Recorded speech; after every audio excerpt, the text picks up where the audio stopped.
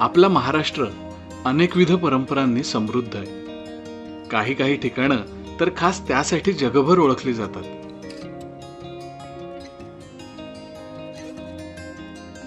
सांगली जिल्ह्यातलं 32 शिराळा हे त्यातलंच एक.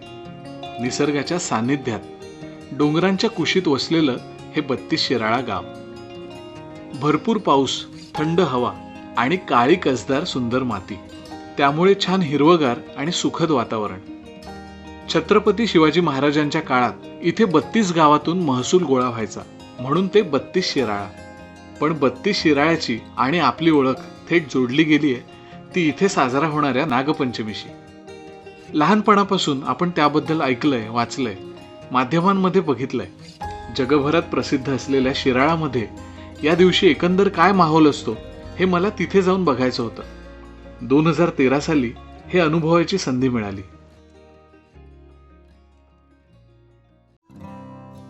बत्तीस शिराळ्यात पोहोचलो तेव्हा त्या वर्षीच्या नागपंचमीची पूर्वतयारी सुरू झाली होती. पूजेसाठी इथली मंडळी जिवंत नाग धरून आणतात. खरं तर हे खूपच जोखमीचं आणि साहसाचं काम, पण इथे ही परंपराच असल्यामुळे पुढची पिढी ते शिकतेच.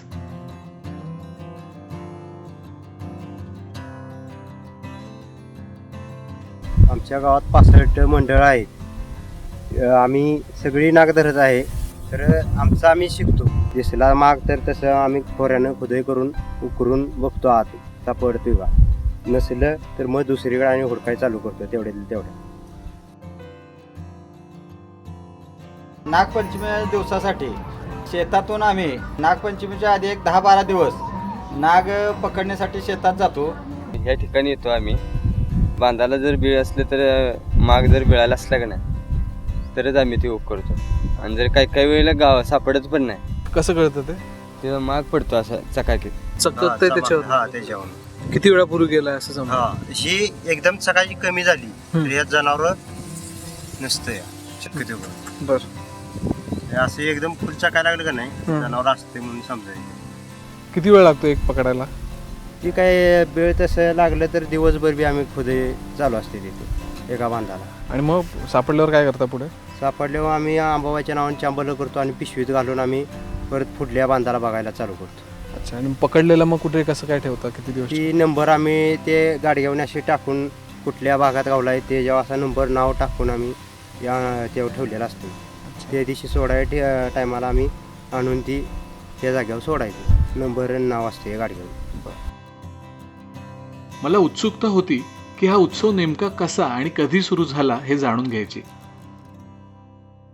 आमच्या 32 शिराळ्याच्या नागपंचमीचा जर इतिहास बघायला गेलं तर साधारण 12व्या शतकात या नागपंचमीची सुरुवात गुरु गोरक्षनाथ यांनी चालू केली. गोरक्षनाथ हे शिराळा गावात भिक्षा मागत असताना श्री महाजनांच्या घरी आले. त्यावेळी ते भिक्षा मागत होते. त्यावेळी त्या माई म्हटल्या, थांबा महाराज, मी तुम्हाला भिक्षा देतो, परंतु माझी पहिला नागाची पूजा होते, आज नागपंचमी आहे. तर त्या ठिकाणी माई तू मातीच्या नागाची का पूजा करतेस, तर या जिवंत नागाची पूजा कर. त्यावेळी गोरक्षनाथांनी आपल्या शक्तीने तिथं जिवंत नाग प्रकट केला आणि तेव्हापासून या गावात जिवंत नागांची पूजा केली जाते. साप हा आपला मित्र आहे, देवता आहे, ही भावना इथल्या प्रत्येकामध्ये रुजली आहे. त्यामुळे इतर गावांमध्ये समजा साप किंवा नाग सापडला तर त्यांनाही या गावात सुरक्षित वातावरणात आणून सोडलं जातं. या गावाचं वैशिष्ट्य म्हणजे ह्या संपूर्ण पंचकृषीत कुठेही नाग निघाला इतर वेळी नागपंचमी सोडून तरी त्याला पकडून अगदी सुरक्षित ठिकाणी शेतामध्ये जंगलात सोडलं जातं. आपल्या गावातनं फोन बिन आला निघालाय तर आम्ही इथनं गाडीवरून पैसे त्याला टाकून जाऊन घेऊन येतो. अच्छा. आणि ते आणि सोडता? चांगला जागा बघायचा आणि सोडायचे पुढे आपल्याला गावा अशा ठिकाणी. ही शेती तुमची आहे? हा. हे काय लावलं इथे? भुईमुग आहे. भुईमुग आहे. आणि इथे बांधत तुम्ही साप सोडलात तर तो त्रास देईल परत तुम्हाला? नाही देणार. नाही. परत आम्हाला पुढेला दिसणार. तर असं भुईमुगाला उंदीर लागून देत नाही त्याच्यापासून. अच्छा. म्हणजे फायदाच आहे तुमचा? फायदा आहे आमचा त्याच्यापासून.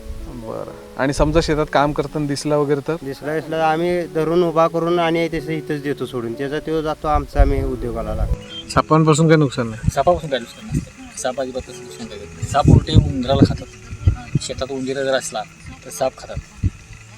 ते गुंगाल वगैरे उंदीर जास्त असतो तर ते साप त्यांना उंदीर खाऊ शकतो साप पूर्ण असं इकडं मोर लांडूर खूप संख्या आहे एकदम आणि ते असे शिवारात काय जास्त आहेत प्रमाणात आणि साप वगैरे ते खातात कसलाही साप असला तरी त्याचे डोळे वगैरे असे फोडतात आणि तो पूर्ण असे मोर साप खातो मोर साप खातात कंट्रोल हो आणि मोर जास्त आहे तिथे मोर खूप आहेत भयंकर संख्या मोराची.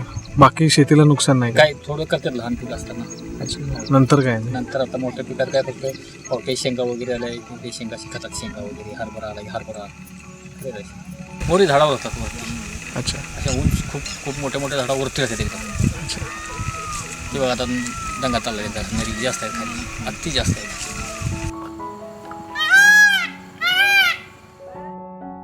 शेवटी हा निसर्ग साखळीचा एक भाग आहे. सापांच्या वाढलेल्या संख्येवर नियंत्रण ठेवणारी गोष्टही निसर्गतःच घडते.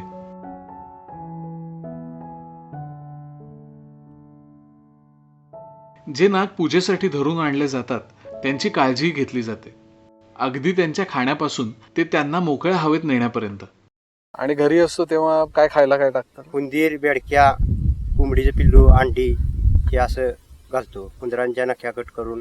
का ते कारण काय नक्की ते दाट कट करायला लागते म्हणजे खायला त्याला यावं. बिळात कसं असते नक्कीच उंदीर असं तोंड त्याचा हात असते या नाग मागणं जाऊन खायत असते. तसं गाडग्यात बिन ह्याचं घालता येत नाही. त्या नागाला काहीतरी इजा होऊ शकते.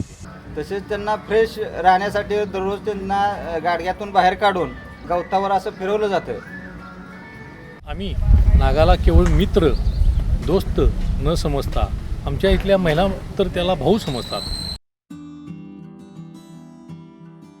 पंचमीच्या दिवशी घरोघरी मनोभावे या नागांची पूजा केली जाते. इथल्या महिला त्याला आपला भाऊ मानतात कारण तो रक्षणकर्ता आहे. आणि भावाचा उपवास म्हणजे जिवंत नागाची पूजा, तो उपवास पकडतो आम्ही आदल्या दिवसापासून आणि तो दुसऱ्या दिवशी नागाची पूजा करून सोडतो. कारण की आमची रक्षा कर ह्याच्यासाठी त्याचा उपवास आम्ही पकडत असतो.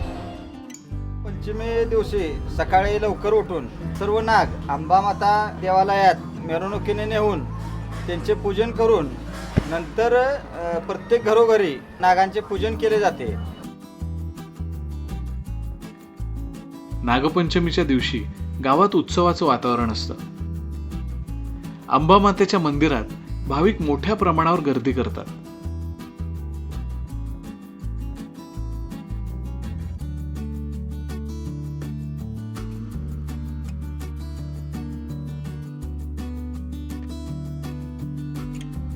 साधारण 1 वाजता दुपारी नागराजांची सवाद्य मिरवणूक निघते आणि ती मिरवणूक प्रत्येक नागराज मंडळाच्या गलीतून निघून ते अंबाबाई मंदिर येथे समाप्त होते. काही वर्षांपूर्वीपर्यंत शिराळ्यातली नागपंचमी वेगळ्या पद्धतीने साजरी होत असे. मिरवणुका काढल्या जात, स्पर्धा होत असत. नंतर मात्र सरकारने काही गोष्टींवर निर्बंध आणले आणि पूर्वीचं स्वरूप पूर्णपणे बदलून गेलं. 2002 साली आमच्या नागपंचमीवर एक कायद्याचा अंकुश आला म्हणून आम्ही कायद्याच्या हायकोर्टच्या निर्णयानुसारच ही नागपंचमी साजरी करत आहोत.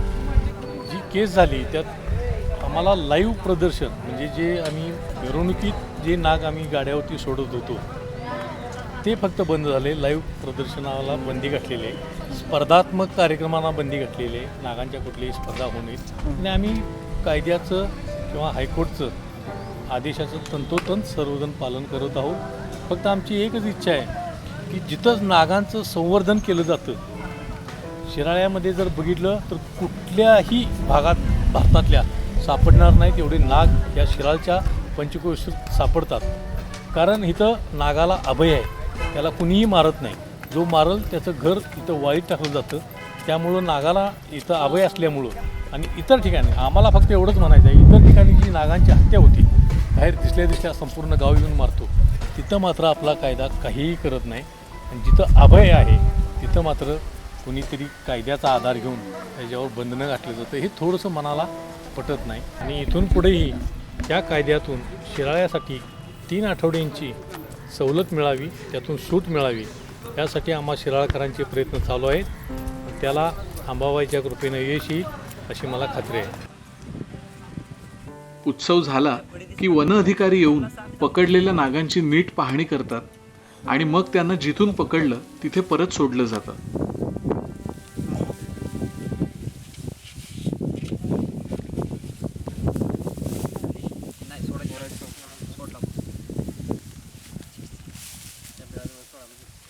या जरा इथं बघा त्याला त्याच्या जाग्यावर परत कसं खायासाठी त्याला सोडायचं. हे बघा उंदीर पण आहे, गेला बघा. ओके ना, एक नंबर झाला. तुमच्या पण फायद्यात झालं बाबा, जागा सोडलं. आता कसा विषय मगाचं गाड नाही उचलला गाठला गाडग्यात सोडलं की तुम्हाला वेळात गेला, ते जिथनं आणलाय तिथं गेला. हो शिरा. प्रेम, जिव्हाळा आणि सगळ्यांना एकत्र आणण्याची शक्ती हा आपल्या सणांचा गाभा आहे. हा असाच जपूया. मला तुम्हाला विचारायचंय, आपले सण आपण कसे साजरे करावे? जे परंपरागत चालत आलंय ते तसंच्या तसं पुढे न्यायचं, की बदल हेच अंतिम सत्य या नियमानुसार काळानुरूप बदल घडवायचे? तुमचं मत कॉमेंट बॉक्समध्ये नक्की लिहा. नागपंचमीच्या शुभेच्छा.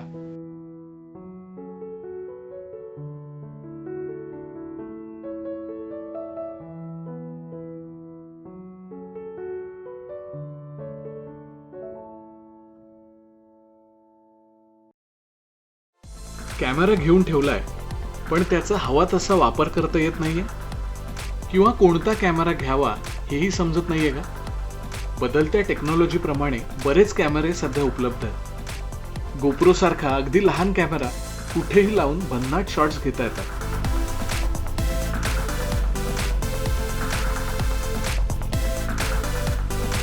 पाण्याखालचं शूटिंग, कॅमेरा सायकलला माउंट करून, सेल्फी स्टिकला अडकवून, किंवा एखादा स्लो मोशन शॉट, अशा अनेक गोष्टी आपण एक्सप्लोअर करू शकतो.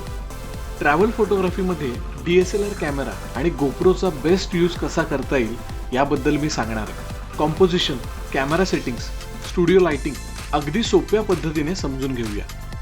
नमस्कार, मी स्वप्नील पवार. गेली 12 वर्ष फोटोग्राफी शिकवतोय आणि आता माझे सगळे कोर्स मराठीतून डिजिटल स्वरूपात ऑनलाईन सुरू करतोय.